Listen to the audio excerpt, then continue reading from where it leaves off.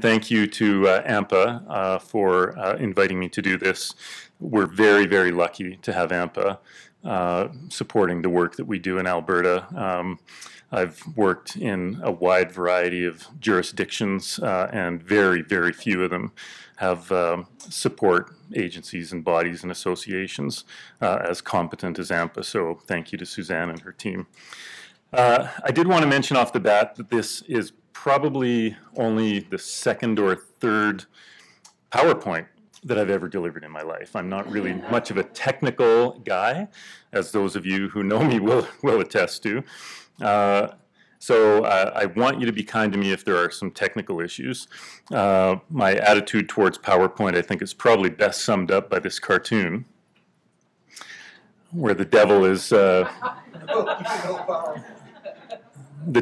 doing some recruiting and says, I need someone well-versed in the art of torture. Do you know PowerPoint?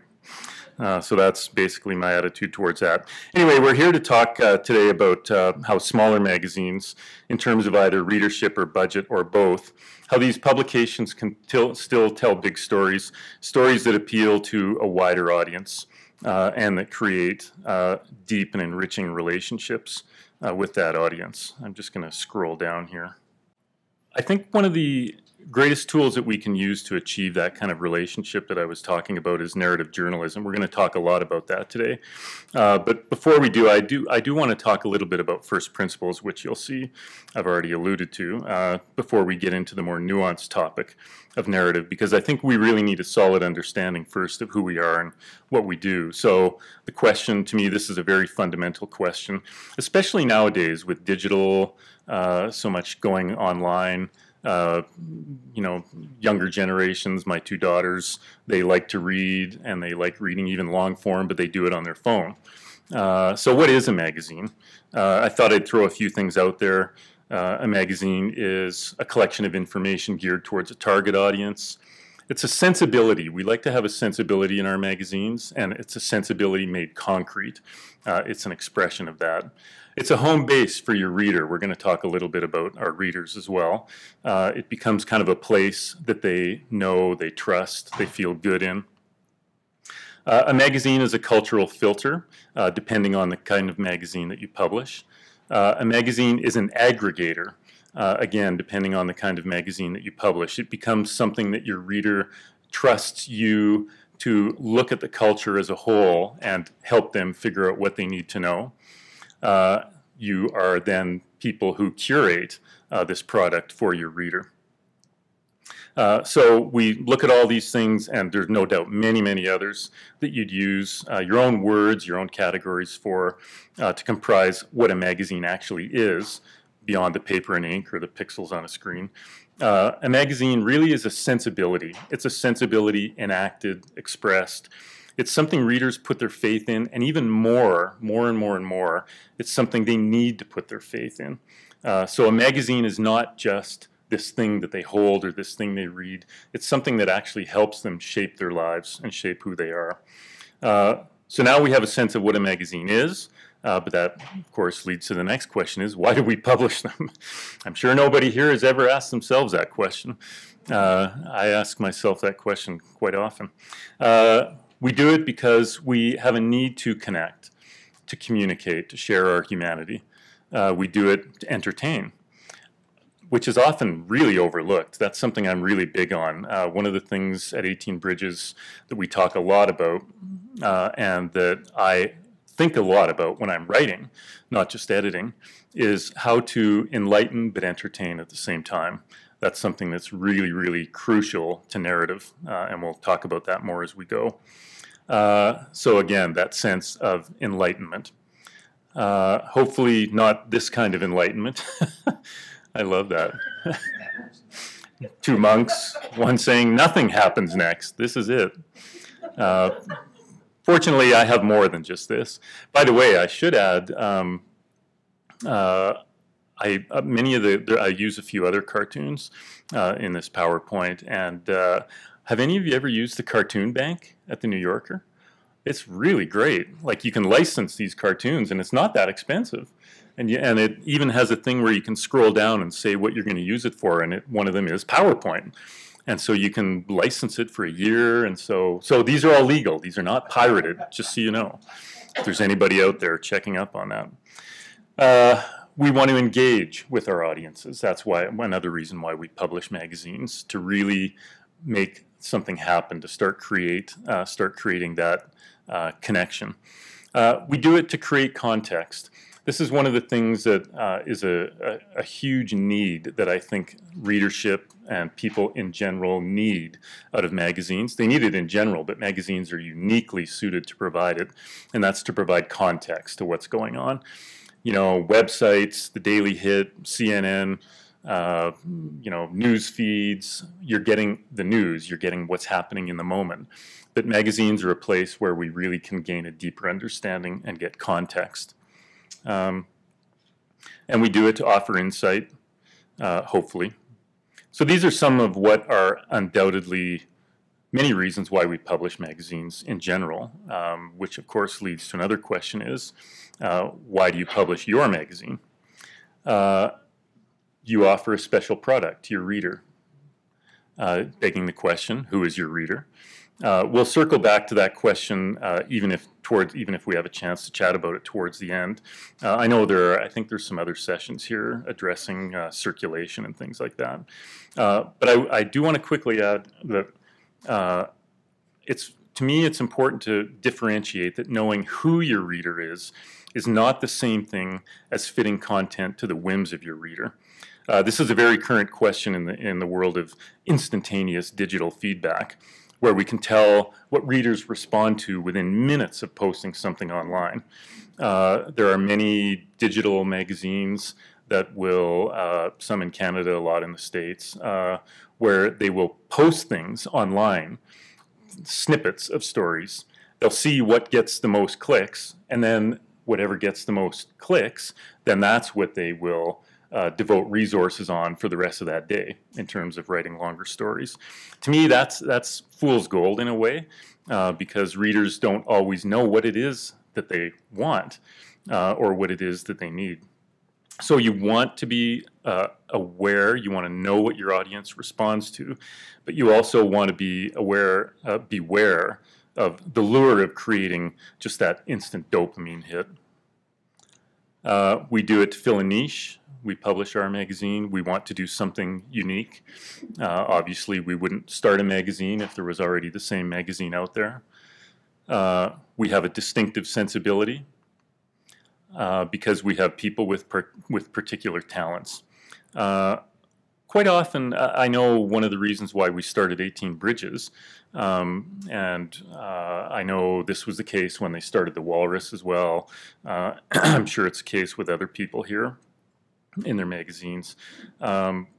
We know that there are people out there who have a certain skill set, but they might not have a home for it.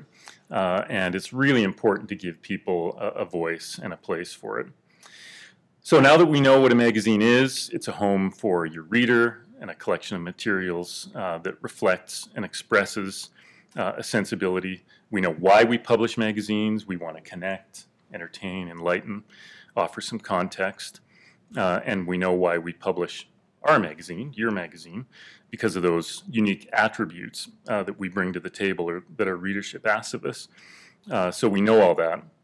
We're engaged in a really unique and very special cultural activity, something of immense value if done well. You know, we think about the magazine landscape, how everything is changing around us. Newspapers are in huge trouble. Book publishers are really confused.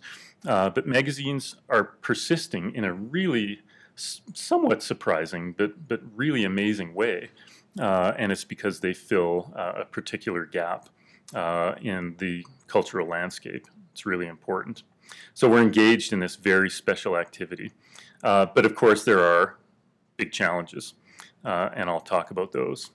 So there are some challenges that all magazines face, but particularly those with smaller circulation and smaller budget magazines. And I think it's probably fair to say that even if you're a bigger magazine, every magazine faces budgetary challenges. It's just the nature of the beast today. So challenges, obviously limited budget, smaller staff teams. Quite often one of the challenges is a lack of oomph. We wonder sometimes why our stories have to be short or they're lacking in context. Sometimes it just takes money, time and money, to start to create those qualities in a story, those qualities of power and context and depth. And we always tend to think that it does actually take money to do big stories, meaningful stories, important stories. But I think sometimes we self-limit. We think, oh, that's too big a story. We don't have the staff, we don't have the money, we don't have the resources. I'm not necessarily sure that's true. We self-limit, we think we're under-resourced, we can't do big stories. But we shouldn't put these arbitrary restrictions on ourselves just out of habit. It takes time and devotion to develop the skill set to both edit and write long-form narrative. Of course it takes serious effort to create big stories with real impact, but we can do it. We have the tools and talent. We can just see last night, you look around that room, the people doing work in Alberta now, and Canada, I mean obviously it's not just an Alberta thing, but you look at the talent in Alberta now doing long-form journalism, you know, emerging writers, experienced writers, men, women, people of diverse cultures. It's really amazing what is happening in Alberta right now. So we need to find ways as magazine publishers to give these people with that level of talent a home. So for those of us smaller magazines without large research and assignment budgets, we have to find ways to create powerful stories without spending the money that bigger magazines might have, because we just don't have the money. So how are we going to do that? Well, to me, one of the tools we have at our disposal, one of the primary tools, and a tool that's actually, I think, somewhat, well, not somewhat, still largely underused in Canadian magazine journalism in general, is narrative.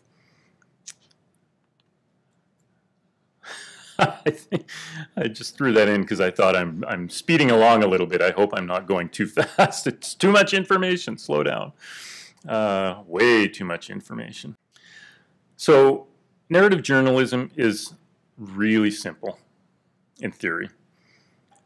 It's you use a novelist technique and a reporter's research skills and talents. That's how you create a great piece of narrative journalism. We're going to talk a little bit about why it's valuable and why it's worth doing. But when it's done properly, it creates simply a more penetrating view of reality for the reader. And it's also a lot of fun to read. Narrative journalists are really skilled at setting mood. You know, we'll talk, I've got many examples a little bit later on. Narrative journalists create deep characterization. And so, again, I'll circle back to that momentarily. Narrative journalists employ new and meaningful structures. Narrative journalists sustain a dramatic arc. Narrative journalists provide and are not afraid to provide psychological and emotional insight. And narrative journalism, it really has strong roots in Western literary tradition, but it has a real immediacy for telling today's stories. Narrative journalism is really a tradition. I'll just give a bit of a background. It really started in the modern day, probably within Cold Blood by Truman Capote, which was, of course, originally published as a series of long stories in the New Yorker. Then we had Norman Mailer, Gay Talese, so on. Capote obviously learned from books like George Orwell's Down and Out in Paris and London, The Road to Wigan Pier, possibly Hemingway's A Movable Feast.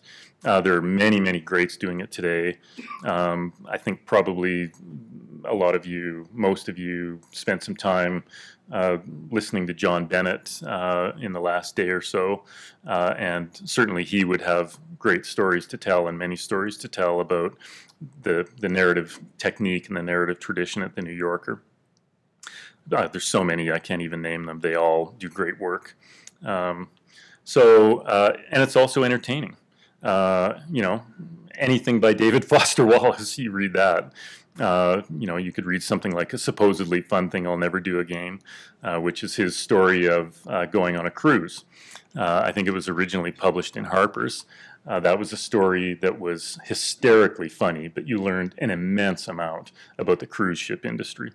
So anyway, we'll circle back to some of these principles momentarily, but I would have to say that for me, the greatest expression today of narrative journalism for sure is the New Yorker and the work they do.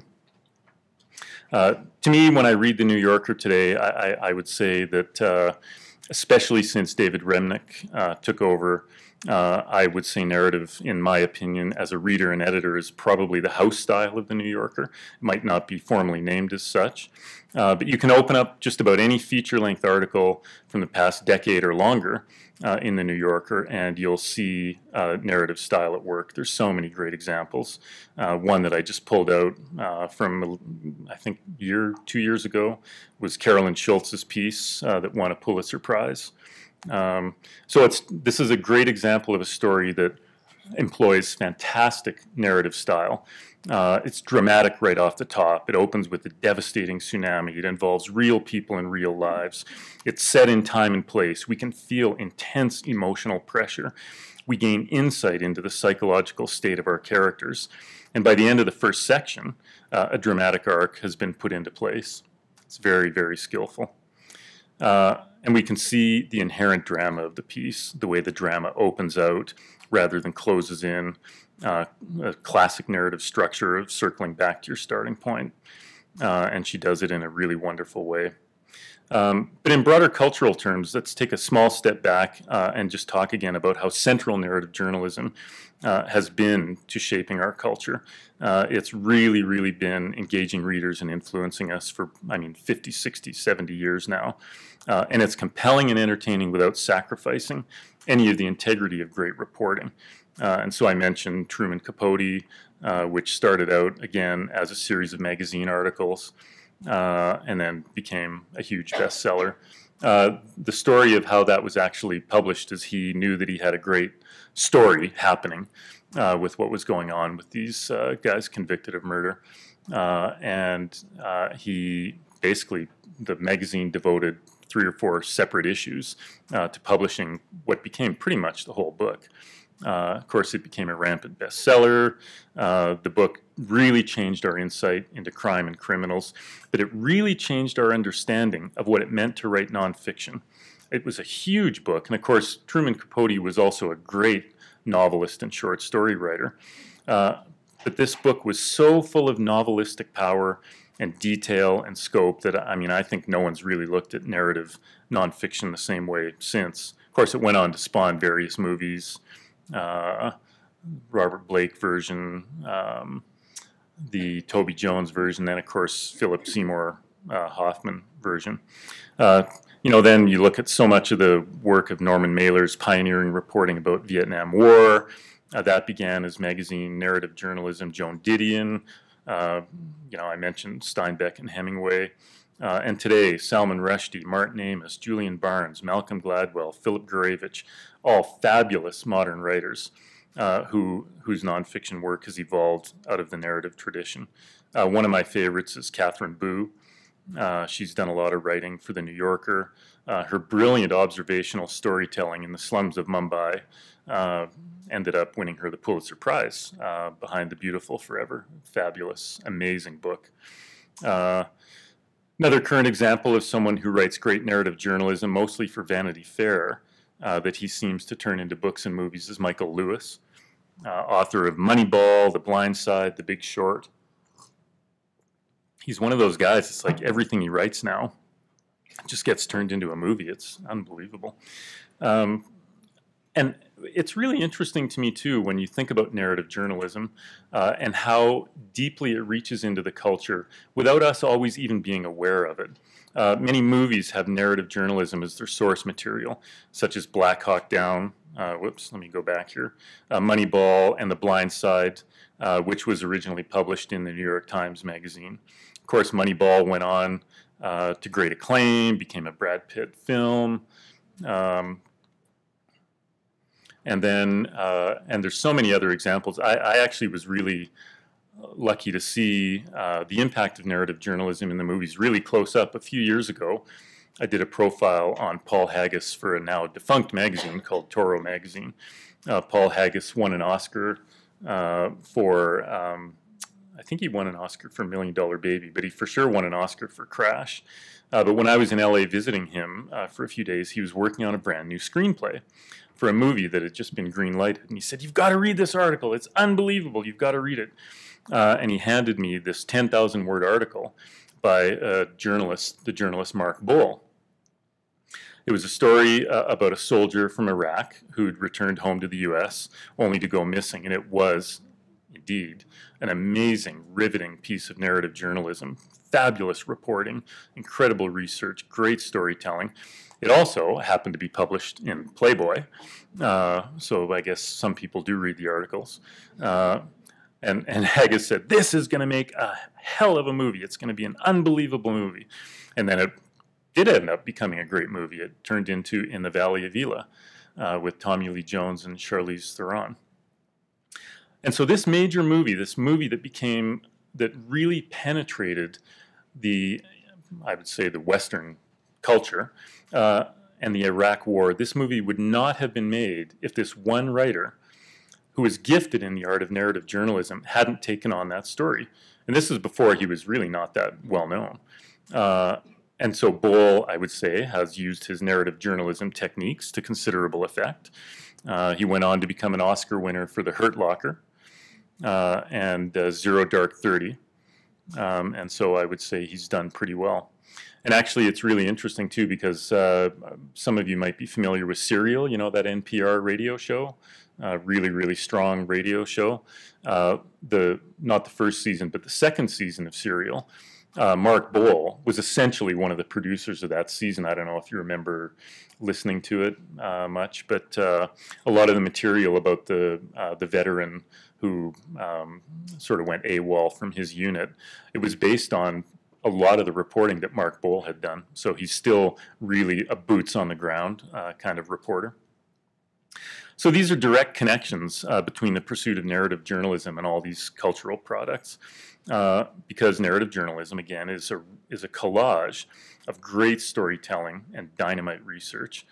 So we can see, going back to that through line, Truman Capote, Mark Bull, Mike Lewis, William Langweis, Tad Friend, and now Canadians like Don Gilmore, Lisa Gregoire, Marnie Jackson, Omar Mwalem, who's here, some of the other people who are here who are doing really strong narrative journalism today in Canada. It has strong roots, but it's getting even more persuasive and more powerful the more diffuse and splintered our culture gets. So the more difficult it is to actually figure out what the through line is in life, the more valuable I think narrative journalism is actually becoming. So it really, really is something that's, I think, starting to gain. So again, we published Don Gilmore. We did a story by Don about his relationship with Paul Quarrington. That story won a National Magazine Award. Lisa Gregoire, who won a National Magazine Award for her story Breathing Holes. And all using the techniques of narrative journalism. Really wonderful, wonderful stuff. So now you're probably wondering, okay, is he ever going to talk about the technical elements of narrative journalism? So I'll try and boil what is essentially a full year class into about 15 minutes, see if I can do this. So we've alluded to some of them. So what are some of the technical elements of narrative journalism? So a dramatic arc. That's extremely important. Again, it's a fictional technique. You want to create an arc for your reader that is going to be satisfying and compelling. You want them to turn the page. They have to have a reason to turn the page. And usually it's because they want to find out something. One of the ways that I often talk about it is that the opening section of a piece of narrative journalism should pose a question. And the article should, in a dramatic and satisfying way, either answer that question or provide enough information for the reader to answer the question for themselves. I think it was well, it was Vince Gilligan, the creator of Breaking Bad, quoting Preston Sturges, the famous movie director, who said that my job is to give the audience 2 + 2 and have them add it up to 4. So a dramatic arc involves the ordering of elements, creating tension, elevation of mystery, proper use of section breaks. The creation of tension is something, again, that's dramatic. Usually withholding of information is a very, very sound technique to build tension, to drop the information in at later moments. Technical elements: set or create mood, usually through intense observation of the surrounding physical environment. This is something that I certainly teach a lot to emerging writers, is to use all 5 senses. Quite often in straight-ahead journalism, you're focusing on one thing, you've got the telephoto lens on, but you're not using your peripheral vision. So when I'm working with emerging writers or even writers that we publish in 18 Bridges, I'm always saying do 2 things. Focus on your subject, but then put a cap on that lens and then see everything around it. And try and take in every piece of information that you can about the physical environment, including the person. Sight, touch, feel, smell. Smell is especially important, I think, in terms of creating a physical environment for your reader. Deep characterization, again, through observation and interpretation. This is something novelists do, but it's something that gets drilled out of journalists in J school. How dare you interpret what your character is thinking? But if there's evidence, then there are ways to observe and interpret. One of the ways you can do that, again, is to pay very close attention to the physicality of the situation that you're in. If you believe that somebody you're interviewing, the subject of a story, is morally weak, and you shake their hand and that person has a limp handshake, or their palm is super sweaty, or there's something physically off-putting about them, then you don't have to say they're morally weak. You just make sure you really point out that the person had a dead fish handshake. That's the physical environment doing your work for you. So that is a way to interpret without actually interpreting. It's very subtle, and it really works. You create new and vibrant structures. You have to be really open to whatever works. It has to fit the subject matter.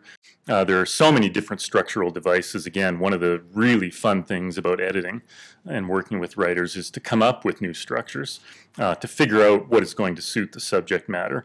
You've got obviously chronological, open at the end, you circle back, you shift in time, you can shuffle the deck. That's very sort of postmodern. The hero's journey, linear, non-linear, 3-act. There's all kinds of structures, but whatever you do, you have to stay open to finding a structure that best suits the material. Don't try to jam a story into your preferred structure just because it's what you're used to. I mentioned this in a talk I gave recently to some people who are in this room, so forgive me if this is a bit of a rehash, but my favorite example of a great structure that totally suited the subject matter was a story by Malcolm Gladwell in the New Yorker. I don't even know how long ago, it has to be 10 years ago, but it was a profile of Ron Popeil, you know, the Ronco guy, the fake hair, the pots that never stick, Popeil's pocket fisherman, right? This guy who, you know, he was a huckster, basically, and he had all these shows where he was constantly selling stuff, and Gladwell wrote this profile of him. And you're reading this profile, and you're a quarter in, and you're a third of the way in, and you're thinking, boy, he really likes this guy. Why is he so positive about this Ron Popeil guy? And then you're halfway in, and you're thinking, this is not a New Yorker story. Like, this is not Malcolm Gladwell. Like, he's way too complimentary, and he's, puffing this guy up. And then you start to realize, 2/3 of the way in, 3/4 of the way in, that he's selling Ron Popeil. That's the structure of the story.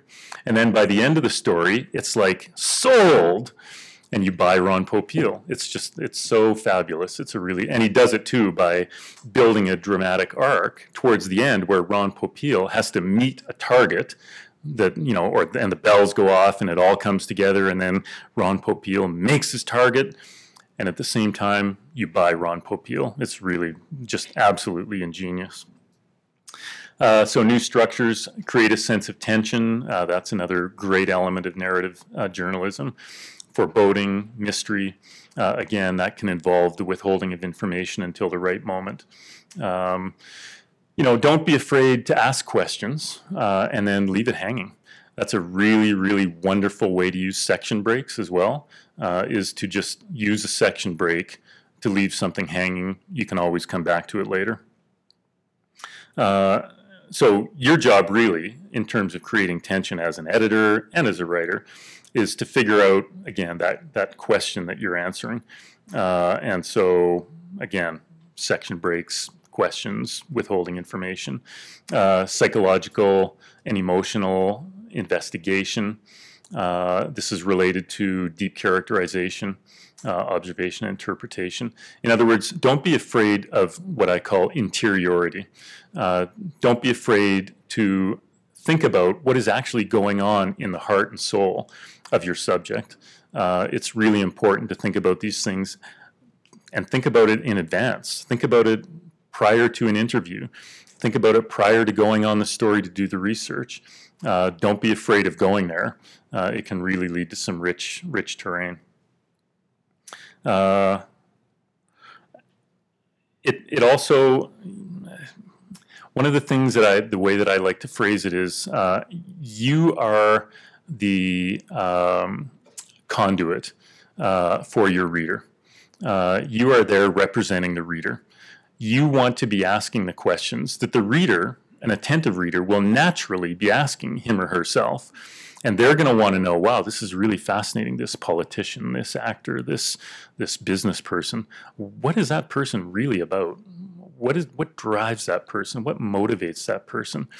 What is that person's background, their personal background? What gets them up in the morning? What do they see when they look in the mirror? The reader's going to want to know all those things. So it's your job to try and find those things out. Now, you also, of course, have to be aware that you don't, if you're an editor, and you have to be on guard for that. If you're a writer, it's sometimes a little tricky, but you have to be aware you don't devolve into, sort of stream of consciousness, Michael Ondaatje, kind of writing. That just won't fly. It still has to be very concrete language and something that's easily accessible for the reader. Allow for more stylistic language up to a point. That, again, will depend on your magazine, and it will depend on the writer. Allow the author to be visible, again, up to a point. This is another thing that got drilled out of people, certainly when I was in journalism school. You are not part of the story. You're never part of the story. There's no I. There's no, the writer shouldn't be part of the story. That's really changed. Again, in narrative journalism, there's nothing wrong with the author being part of the story as long as they are an organic part of the story, as long as they are naturally part of the story, as long as the author has a role to play in the story. Then don't excise them from the story if they have a natural role to play. Don't shoehorn them in just because you think it's cool to have them in there. But if the author belongs there, let the author stay there. And use dialogue liberally, but what I would call organically. Don't get hung up on verbatim accuracy, but focus on the truth and meaning of what people are telling you. Lots of writers, most of us use tape nowadays. Depending on who it is, I often will just take notes when I'm doing an interview, and I'll just focus on the key meaning of what somebody is saying. And that allows you to do something where you truly understand the core of what a person is telling you, but then you can recreate the dialogue to suit the moment, to suit the situation. And then, of course, you always have to check it. You go back and the fact checkers check it with the person that you've quoted. And people who are quoted in stories, if you are telling the truth of what they're saying, they will always be okay with it. They're never going to say, well, I didn't use the word "the" in that situation. They're going to say, yeah, that's great. That person really got what I was trying to tell them. So, you know, I really like the use of dialogue in narrative journalism. And write in scenes. This is also something that's really overlooked. Again, this has a lot to do with using section breaks. But when we think of the movie that's playing in our head of a story, it doesn't always happen A, B, C, D. We like to go back, we like to move forward, we like to shift in time, and we really like scenes. It's also one of the ways that we speak naturally as storytellers when we're talking to people around the dinner table. We talk about things that happen in scenes. So I really like to use scenes. It's also a really good way if you're doing a long story. If it's a really long piece of journalism, you know, 3,000, 4,000, 5,000 words, and the writer is feeling a little bit overwhelmed by the amount of material, a really good technique to get the writer rolling and to really have things moving is to say, look, just do the scenes first. There must be things that really were natural moments. You're doing a profile of a politician. You went to watch that politician give a speech. Write that scene. Then you interviewed the politician at his lakeshore cabin. Write that scene. Then you watched the politician do a meet and greet at a restaurant. Write that scene. So just write the scenes out. Worry about where they're going to go later. And that's a really, you'll be amazed at how much you get just in writing in scenes. Creating the connective tissue between the scenes is, once you've got the scenes, that's just fun. So again, create swift and transitional section endings that add to the drama and heighten the tension. Section endings, I think, are a vastly underused tool in all journalism, but especially in narrative journalism. They really can emphasize a point you're trying to make. They can add to the tension. They're great for humor. They're perfect places to make a point with simile or metaphor. And so I'd pay very, very close attention to your section endings. Oh, well, there's that quote that I put before with Vince Gilligan and Preston Sturgis. Do not explain. The key to a great story is to not overtell it. The worst thing on earth, as we all know, is to tell a joke and then have to explain it. Sadly, something happens to me a lot. But do not explain. Raymond Carver, the great American poet, short story writer, once said, don't complain, don't explain. And I think those are great words to live by. If you find that you are having to get to a point where you have to write summary paragraphs, or you're at the end and you want to reinforce something, or you want to recapture, you want to restate your then you're doing something wrong. If you find that you are having to explain something to the reader, then you haven't done a good enough job leading up to that point. So go back and find out where you need to bury the information. Somebody's smiling there. Yeah, Omar and I have had that conversation. So don't complain, don't explain. And allow for metaphor and symbol and even allegory to deepen the piece. So to me, oh, there we are. As an editor, ask yourself, what is it that's inherently dramatic about this subject matter? Again, that's something that we don't always think about. We think, oh, we're going to do a story. We have access to, I don't know, we have access to Sophie Gregoire, you know, Trudeau's wife. We have access. They're giving us an interview. Let's do it. Let's do a story on Sophie. Well, wait a minute. Okay, what's the story? It's not just, oh, we're going to do it. We send a writer out. We're going to do. What is inherently dramatic about the story, about the subject matter? And you have to figure that out, because that's going to dictate the arc of the piece. That's going to dictate the approach that you take. That's going to dictate the kind of questions that you have in the interview. So you have to make sure that the writer is addressing that drama, and then as an editor and a writer, you then have to utilize that drama. So it's really, really worth having that conversation at the start, not once you're midstream or once you've got a first draft in. That's not the right time to be asking that question. Ask yourself that question right at the start of a story. What is inherently dramatic about this, and how can we exploit that? But what is drama? Hitchcock said that drama is life with the dull bits cut out. Drama essentially revolves around conflict. Newspaper journalism, a lot of digital journalism, a lot of, of the moment journalism is truly conflict-based. It's usually cast as informational, but it's usually conflict-based. But to me, there's a difference between that and what a narrative journalist does. Of course, you have to find the conflict somewhere in the story, because that's usually what creates drama, oppositional forces. But you can almost always find the drama by reducing it to this endless, repetitive interrogation of why. Why is this the case? Why is this the case? You reduce, you reduce, you reduce. You'll always end up at the core of an issue, which is usually where the true story and the true conflict lies.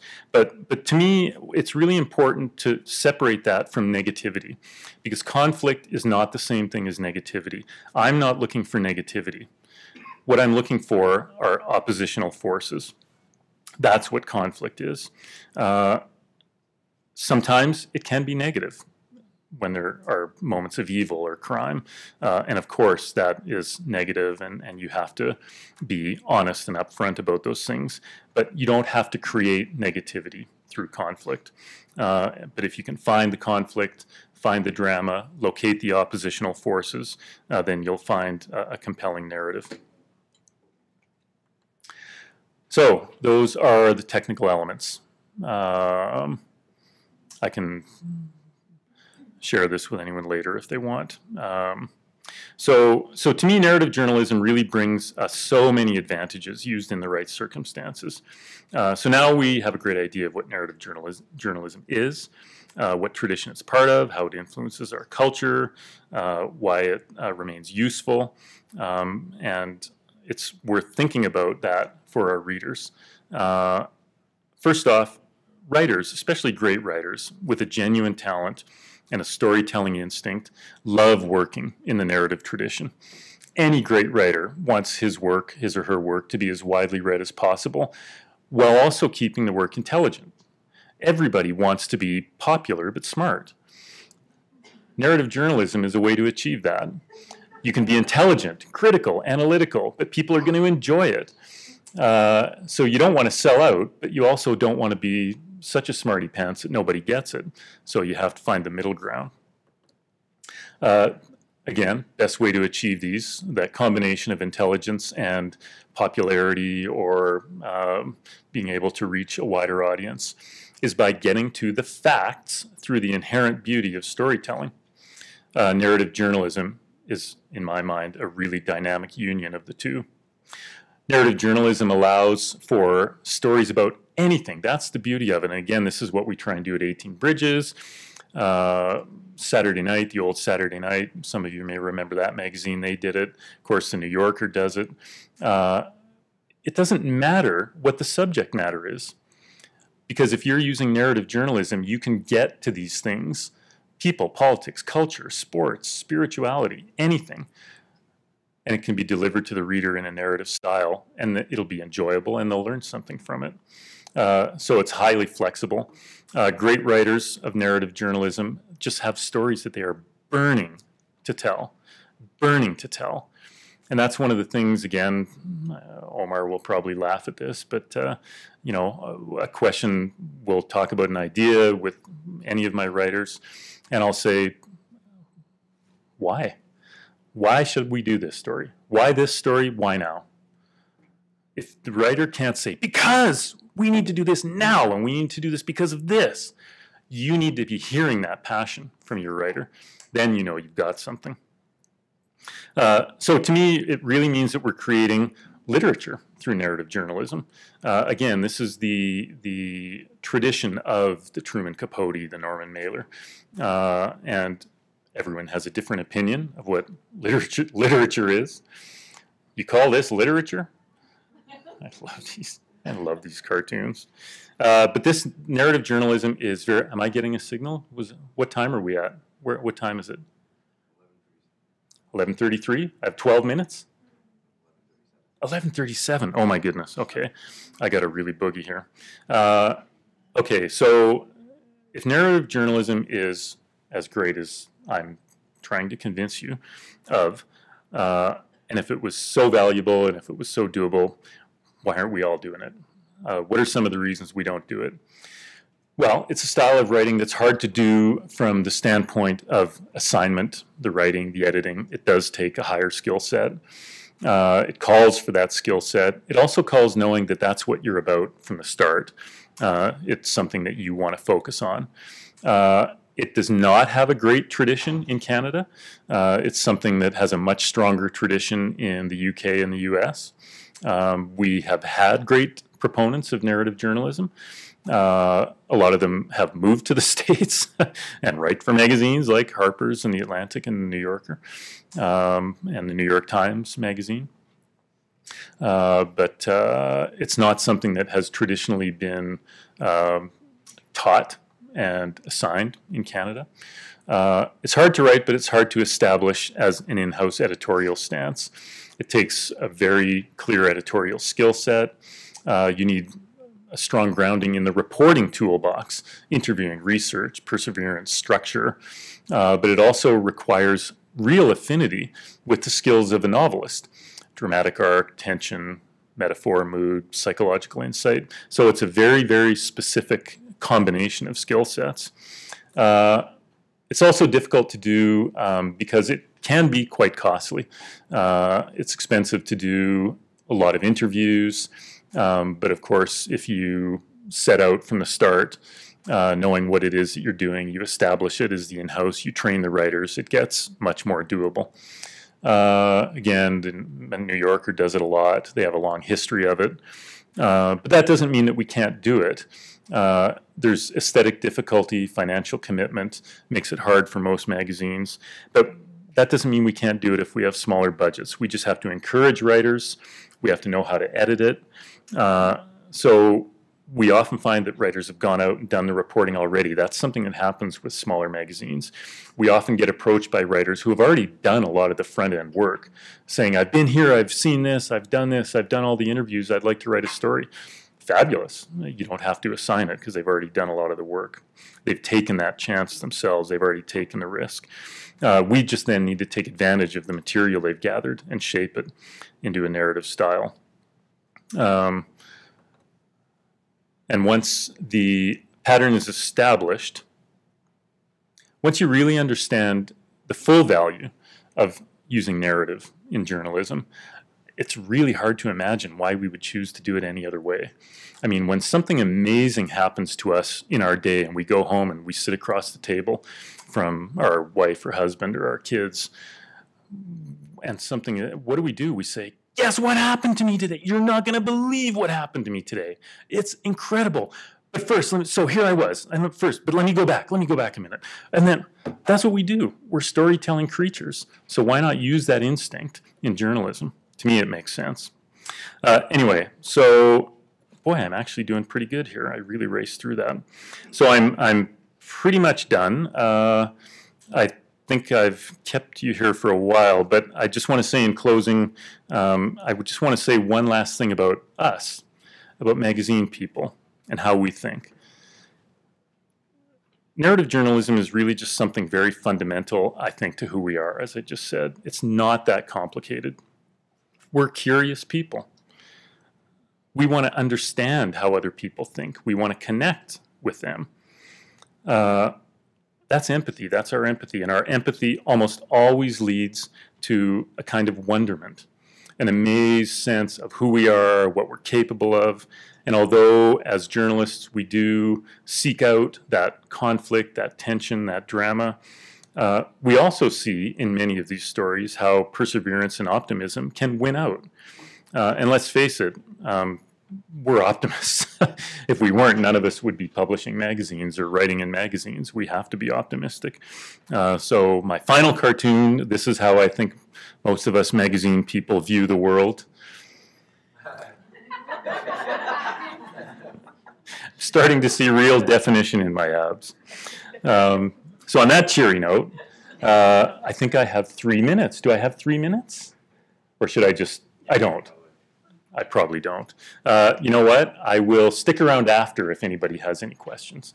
And on that note, I can't believe I finished this on time. Thank you very much.